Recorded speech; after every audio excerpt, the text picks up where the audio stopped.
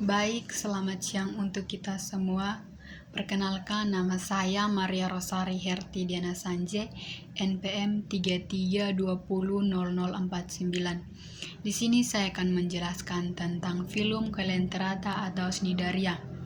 Film Kalentarata atau Cnidaria ini menjelaskan tentang morfologi, bagian luar tubuh, anatomi bagian dalam tubuh, reproduksi dan daur hidup Kalentarata. Film Cnidaria ini terdiri atas ubur-ubur, terumbu karang, hidroids, dan anemon laut.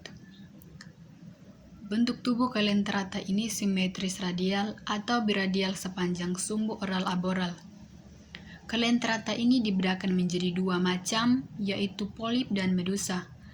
Polip itu berbentuk silinder dengan bagian mulut atau oral yang mengandung tentakel menghadap ke atas dan ujung lainnya atau aboral melekat pada substrat lapisan mesoglia tipis. Sedangkan medusa itu berbentuk seperti lonceng atau payung dengan bagian yang cekung menghadap ke atas dan mulut terletak di tengah-tengah bagian cembung yang menghadap ke bawah atau mesoglia tebal. Tubuh Kalentarata ini terdiri atas 3 lapisan sel, yaitu lapisan epidermis di luar, lapisan gastrodermis di dalam, dan di antara keduanya terdapat mesoglia atau nematosid terdapat pada salah satu atau kedua lapisan tersebut.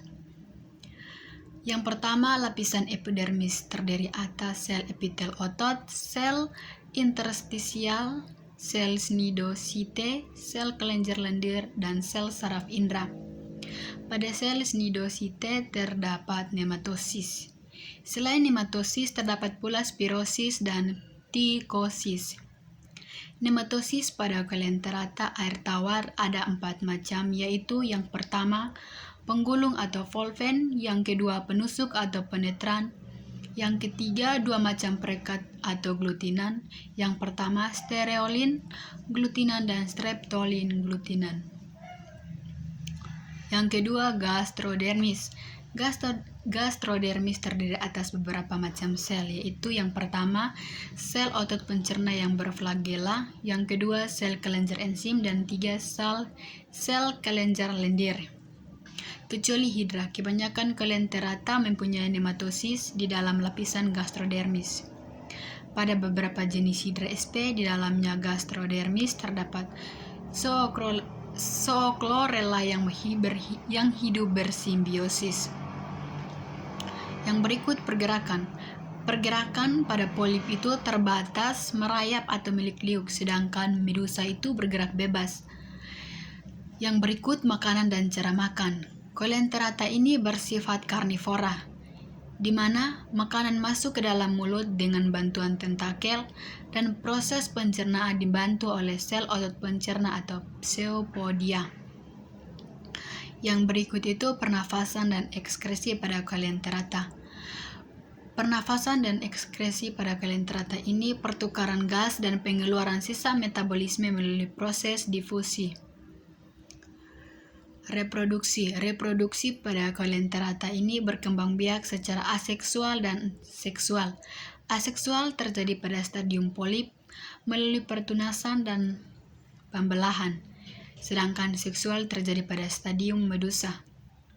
Kalentarata ini dibagi ke dalam 4 kelas, yaitu kelas hydrozoa, kelas scyphozoa, kelas cubozoa, dan kelas anthozoa.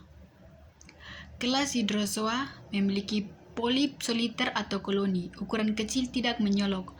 Daur hidup polip, medusa atau keduanya umumnya memiliki velum.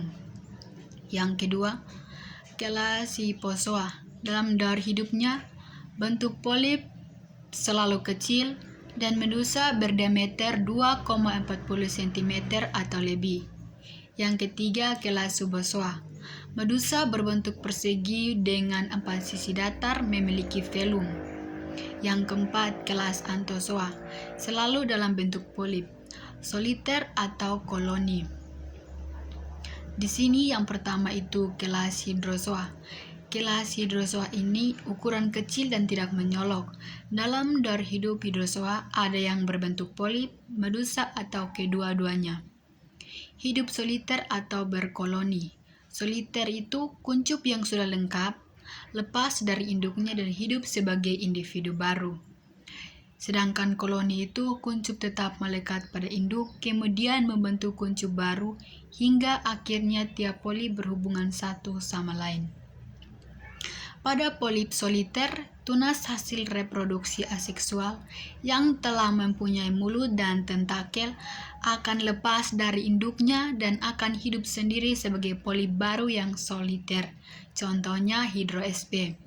Sedangkan pada polip yang berkoloni, tunas hasil reproduksi aseksual yang telah lengkap telah menempel pada induknya hingga masing-masing polip saling berhubungan yang disebut koloni hidroid, contohnya Obelia sp. Yang pertama itu koloni hidroid, dilindungi dari lapisan kitin yang dihasilkan oleh epidermis, yaitu zat tanduk atau perisark dan jaringan hidup di dalam yang disebut zoenosark. Yang kedua, paling sedikit dipormik atau dua macam polip atau polimorfik atau polip pemangsa dan polip reproduktif. Yang pertama itu polip pemangsa. Polip pemangsa ini mempunyai mulut dan tentakel untuk menangkap dan mencerna makanan, sedangkan polip reproduksi secara aseksual dengan pertunasan menghasilkan medusa. Polip ini tumbuh dari Hydrosaurus dan Hydrorhiza atau gastrozoid. Medusa hydrozoa umumnya kecil, berdiameter 0,5 sampai 6,0 cm. Biasanya tepi lonceng melekup ke dalam disebut velum. Tentakel dilengkapi dengan nematosis yang terletak di tepi lonceng. Mulut terletak pada ujung manubrium di tengah subumbrella. Di sini struktur bagian dalam kelas hidrozoa. Susunan saraf medusa lebih baik daripada polip, tetapi lonceng selain berisi indera juga mengandung dua macam alat indera yang sejati. Yang pertama ocellus dan statosis, yaitu ocellus sebagai fotoreseptor, sedangkan statosis sebagai alat keseimbangan dan biasanya terletak di antara tentakel. Beberapa jenis medusa bersifat fototaksis negatif dan fototaksis positif, dan ada pula yang tidak memperlihatkan fototaksis. Yang berikut reproduksi. Reproduksi ini terbagi atas dua, yaitu aseksual dan seksual. Aseksual pada polip dan seksual pada medusa. Tidak semua jenis koloni hidrozoid hidup menempel pada substrat, tetapi ada juga yang hidup bebas, yaitu Physalia dan Velella. Di sini koloni Velella terdiri atas sebuah gastrozoid, gonozoid, dan datilozoid. Yang kedua, koloni Physalia terdiri atas gastrozoid dan di dalamnya terdapat tentakel yang dipenuhi oleh nematosis. Sekian dari penjelasan saya. Terima kasih.